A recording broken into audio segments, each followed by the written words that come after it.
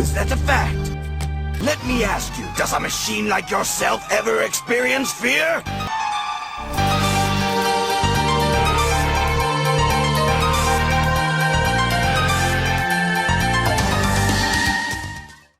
About a month ago, I was exploring the deepest, darkest, dankest corners of the internet, and I came across a trailer for a film that blew me away, and by the end, I was hooked and excited to see it release in February.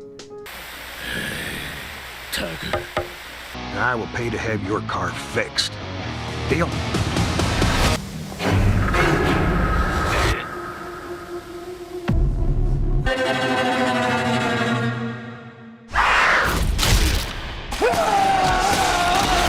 He's not trapped in here with them.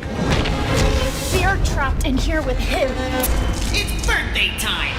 Naughty! Chuck E. Cheese, Five Nights at Freddy's, Nick Cage, and blood are all the major ingredients needed to make Willy's Wonderland. Is it good, bad, or so bad it's good? Well, don't you worry, we will get into it.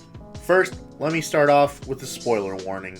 I'm going to be spoiling most of the film, so if you want to know my opinion without spoilers, I really enjoyed the movie and had a lot of fun with it. It didn't feel like a soulless, cheap cash grab. There is fun to be had, gore, blood, Nick Cage, and animatronics. If dumb characters and a shoestring thin plot make you go, no, then maybe skip this movie. But if you can tolerate some bullshit, and upon hearing the fact that Nick Cage decapitates an animatronic with a sword makes you go, yes, then you will have fun here, and should definitely check it out. Maybe not worth renting for 20 bucks though. Alright, now for those of you who don't care about spoilers, or have already seen the film, now let us begin! And now, our feature presentation. Okay, so here's a quick rundown of the film story. So, Willy's Wonderland was a happy place for children's parties.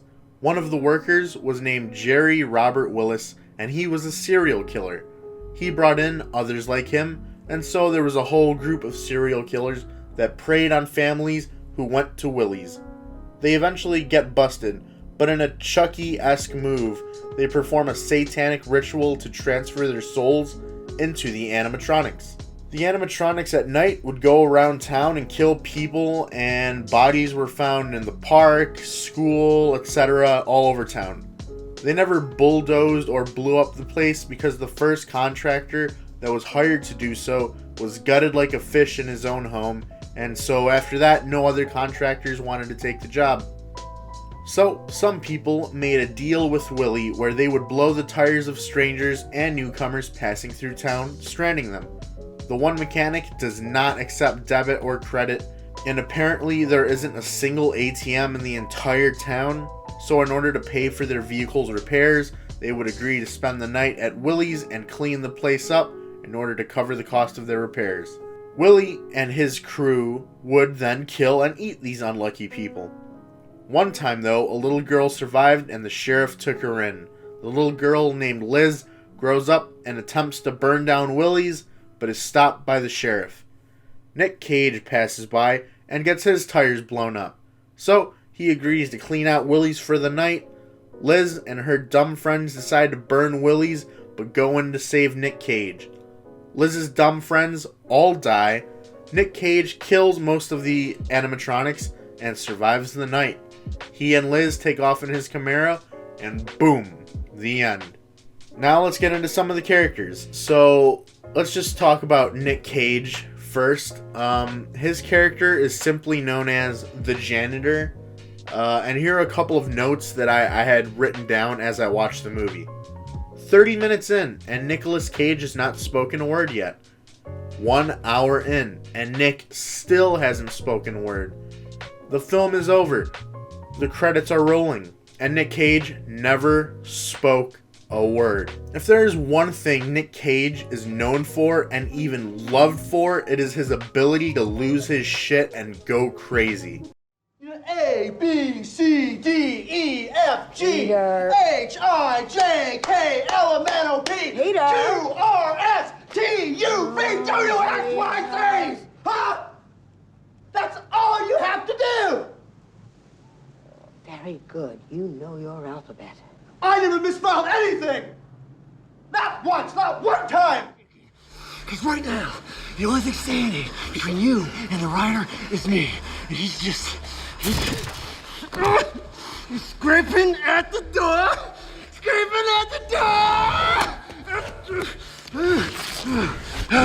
All right, if you don't tell me what I want to know, I'm gonna let him out. If you ask me, Nicolas Cage's performance and his character will be the most decisive aspect of the movie. I assume most people will either hate it or love it, and a couple of people will just be okay with it. A lot of your enjoyment will most likely come from what you think of Nick Cage's performance and his character. Personally, I like Nick Cage trying something new and taking on this role as a silent protagonist. It really feels like the film is glorifying Nick Cage as some ultimate badass, like a bit of a knockoff silent protagonist video game character like the Doom guy. Not as badass as Doom guy, but he definitely feels like a character in the vein of such video game characters.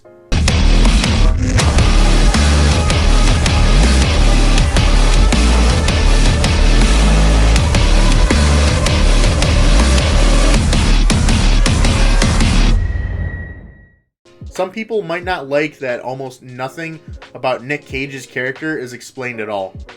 Why is he such a badass? Why is he not scared or surprised upon seeing possessed murderous animatronics? Why does he love soda? Why does he drink his soda at timed intervals that he has an alarm set for? So you don't really get any context to why Nicholas is such a badass and why he's not locked in there with them, they're locked in there with him. There is one thing that is kind of explained about Nick Cage's character. I watched a couple reviews and I didn't see anyone mention it. I watched Double Toasted's review and Angry Joe's review, and Angry Joe kind of mentioned something about not knowing why Nick Cage is such a badass. But they do kind of give a reason as to why he's a badass, at least more than your average person, because when he's driving, there's dog tags hanging in his car. So he was either Army or a Marine or something. So that's just a tiny little explanation.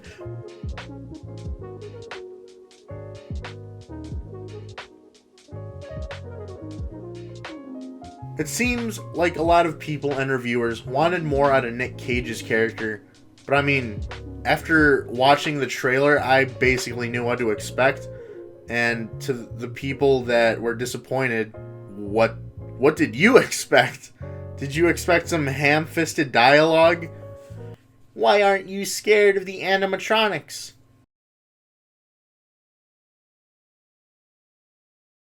War never changes. When you're pinned down in combat, seeing your friends die in a foreign country you've never been to before, that's what's really scary. You lose your humanity and see yourself get broken down bit by bit until there's nothing left. While in the Middle East, I had an accident. I shot a kid. He was 13 years old. It was dark. I couldn't see him. He had a ray gun, looked real enough. You know, when you're in boot camp, they can teach you everything about being a soldier, except for how to live with a mistake. Anyway, I just couldn't bring myself to draw my gun on somebody again. That just sounds like some generic bullshit sandwiched between dialogue straight from Fallout 4 and Die Hard. Shut up. Some might say the role could be played by anyone. But if it was played by anyone else, I would immediately lose interest and the movie definitely wouldn't be the same. I actually kind of like the fact that they keep some of Nick Cage's quirky craziness, but tone it down. He has a few fun scenes playing pinball, and he goes ham in a couple of fights. The situation is crazy enough, and it would have been easy to just turn Nick Cage up to 11, so I admire the ability to show some restraint with his character and his performance. Also, Nick Cage does have his stunt double, but after watching this film twice, I didn't really see any standout moments where it obviously wasn't Nick Cage on screen. I mean, I'm sure if you look purposefully, you could probably find his stunt double, but I just thought it was important to note, it really looks and feels like it's Nick Cage doing everything. Say what you want about Nick's character, but at the very least, I can describe to you some memorable traits. He's honest, dedicated, hardworking, a badass, and kind of quirky. He doesn't hold a grudge against the townspeople.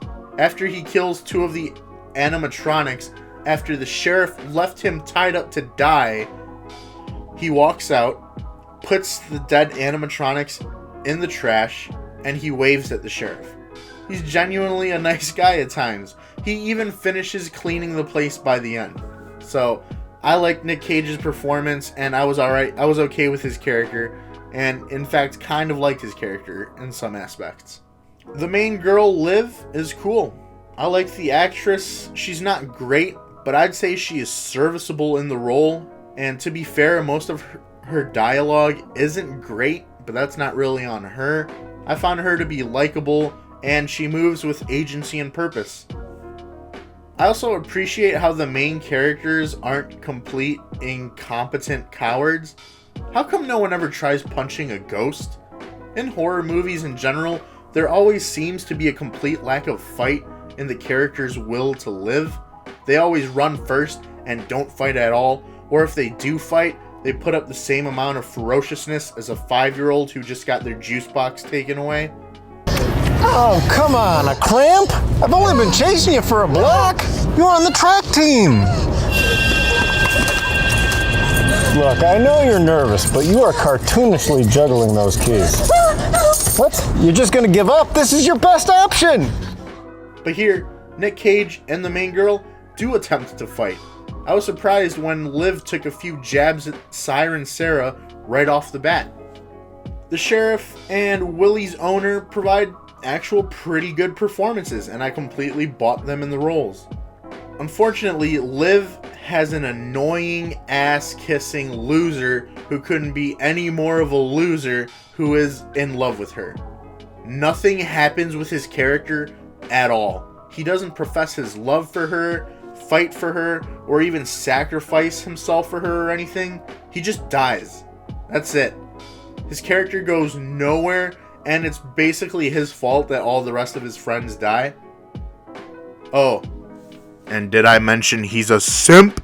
Our woman, our queen, if she breathes, she's a god! The black guy is a fun character, continuing the trope that dumb white people fall into horror scenarios head first.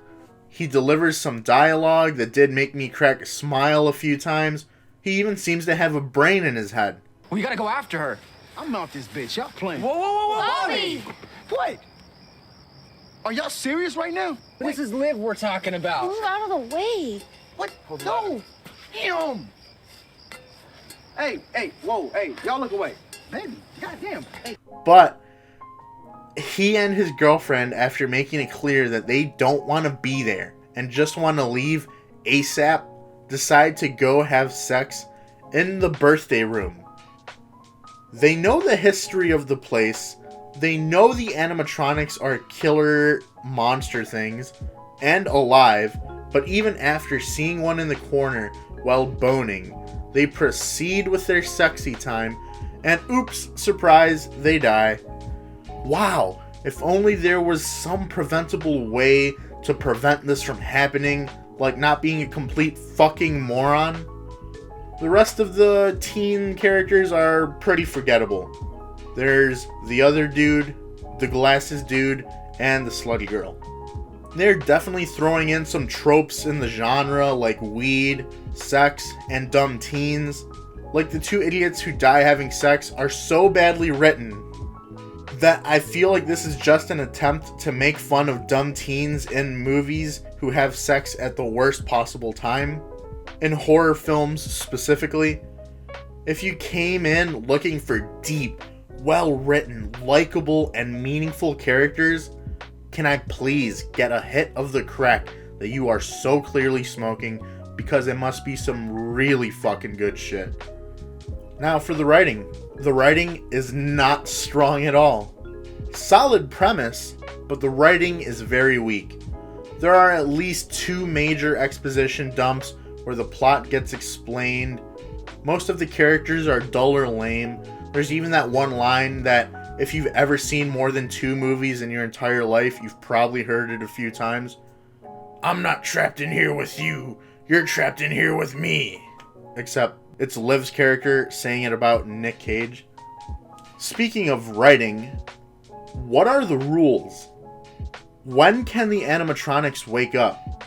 There's times when people stare at the animatronics and one comes up from behind and they fight that animatronic, but the rest on stage do absolutely nothing. There's times that one wakes up and is doing stuff, but the rest are still just there on stage. There's a scene where 2 are awake and fight Nick Cage in front of Willy, and Willy's still on stage doing nothing. The sheriff and Willy's owner make a deal with Willy, but they just talk at him, and Willy doesn't move or respond, but he starts working within the rules of the deal they offered him. So apparently, they are aware of what's happening when they're just standing there asleep, quote unquote. So why do only 1 or 2 at a time get up and do stuff? And why is Willy especially the last one to actually get up and do stuff? Besides the fact that his name is in the title. There's also a really shitty excuse for letting the animatronics live. Like, the sheriff and one of her deputies, if she's got more deputies, they could just walk up to the animatronics during the day with their shotguns or pistols and mow them down. I thought that maybe the animatronics were immortal and could regenerate or something by consuming blood or using sacrifices, but no. Once they die, they just stay dead. Also, I assume that there was an unspoken rule in which the animatronics only come to life at night, like some horror version of Night in the Museum, or maybe sunlight hurts them and kills them, like vampires. But nope, at the end, one of the animatronics just runs around in broad daylight like it's no biggie. So, what are the rules? The writing is very underwhelming and leaves something to be desired. But for me, this is totally okay. The writing is bad, but just passable enough for a fun B movie like this. Now, I think the soundtrack is actually really good. It's mostly synth pop, and the Willy's Wonderland jingle is actually kind of catchy, and I've been singing and humming it to myself for a day or 2 now. They also play Freebird towards the end of the film. It fits well, and it's cool to see that they actually went out and got a licensed song for the film. Even though I'm not a very big Skynyrd fan, but the soundtrack was great. Now, for the action, horror, and effects. There is a clear repetition in the actions of the film. Nick Cage cleans, fights an animatronic, drinks a soda and plays some pinball, and then rinse and repeat. Some of the action is actually kind of inspired, and most of it, at the very least, is fun. Nick Cage beheads one and crushes another with his thighs. Like, some of the action is just plain fun.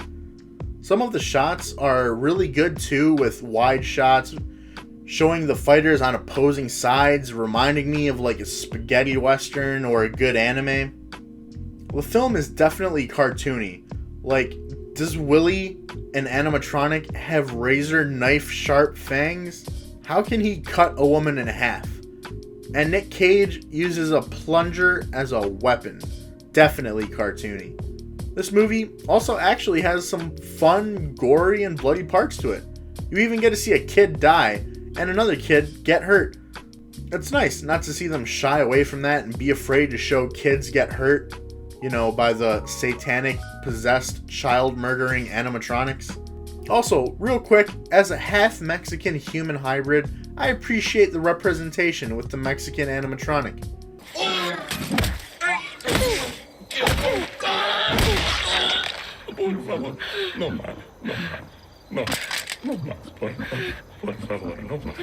Oh shit!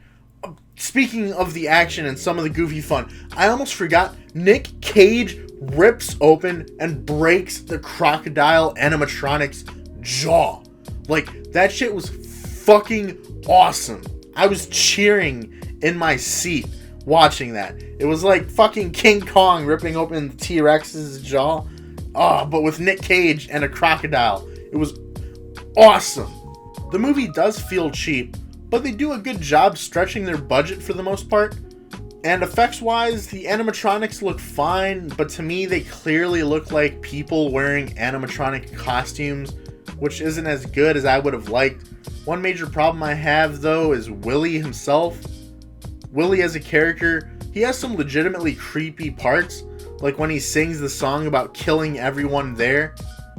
But once he's the last one left, I don't think he utters a single word at all. I really wanted, if not from Nick Cage, since he's a silent protagonist, at the very least, I would have liked some smack talking from Willy. When it comes to fights, one of the best aspects is the fight bitch talk back and forth, especially if it's well written or just really cool lines.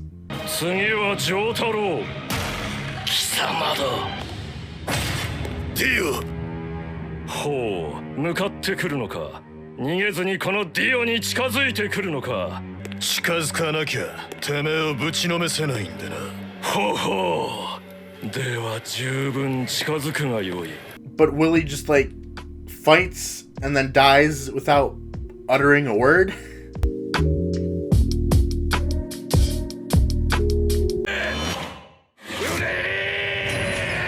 Also, after talking about the action, let's just talk real quick about the cinematography and camera work. And I would say for what I was expecting, it's pretty good. Like, it's good. There's a lot of varied shots. You get some extreme close-ups, a lot of shot variation. I was expecting something static, like some TV sitcom like Friends or The Big Bang Theory or something. Not a lot of dynamic shots, not a lot of movement. But, I mean, there's dollies, the camera pushes in, there's a couple of Dutch angles. Like, for the most part, the camera work and shot composition were pretty good. I especially like the shots of Nick Cage facing off with the animatronics on opposite sides of the room. However, there's also a couple of major problems. There's a few too many Dutch angles. Dutch angles should be purposeful and related to the story, but it really feels like someone accidentally kind of kicked the camera and it's a Dutch angle now and nobody noticed. Like, it's a few too many times for my taste. Also, there's a little bit, not a little bit, there's too much lens flare in the fucking movie. It feels like J.J. Abrams on steroids came in and just took over as director for a little bit. I mean, like, even the end credits is lens flare. How the fuck do you do that? Anyway, I just thought it was worth mentioning because the film looks better than what I was expecting. And that's the truth. Perhaps Willy's Wonderland is not a good film, but I would argue that it is definitely not a bad film. There are definitely bad elements, but there are also a lot of good elements that far outweigh the bad elements in my eyes. If you want to see crazy Nick Cage going all out and see a well-written, well-acted, well-directed, and all-around great movie, go see Mandy. It's fantastic. Willy's Wonderland is definitely worth renting and checking it out when it drops in price to like $4 to $8 instead of renting it for $20. I wouldn't say rent it for $20. Definitely wait for a price drop. It is a must watch if you crack open a couple of cold ones with the boys. I watched it sober and alone. I'm definitely going to watch the movie a couple more times. Like, I'll definitely buy it when it comes out in April on Blu-ray. I've seen it twice sober for this review, and I can't wait for it to come out on Blu-ray so I can watch it after cracking open a couple of Four Locos. Seeing Nick Cage walk in and square up, ready to go with an animatronic, is sweet and had me dying. The film doesn't seem like a cash grab to me. There is passion and creativity involved in the film, with sprinkles of personality. And I mean, come on, it's just fun. Nick Cage uses a plunger to fight a gorilla, fights two animatronics at the same time while tied up, decapitates the knight with his own sword, and there's just other stuff, and it's awesome, and it's just fun. There are many people who might think this is trash, but for me, the things that bothered them didn't bother me as much, and there was plenty that I thought actually did work. This is a movie that reminds me of why I like cinema. That's right, I said Willy's Wonderland reminds me of why I love film, and I'll tell you why. It helps stir a conversation and provide different viewpoints. Why did you not like this or that? Oh, okay, well here's why that didn't bother me. This and that are things that I found to be strong points in the film. I just really want to talk to people about this film. Sure, we can sit here and talk about, oh, what do you think of the end of 2001: A Space Odyssey? But nah, fuck that noise. Tell me what you thought about Willy's Wonderland. Like, comment, subscribe, share, all that good shit, and I'll see you guys later.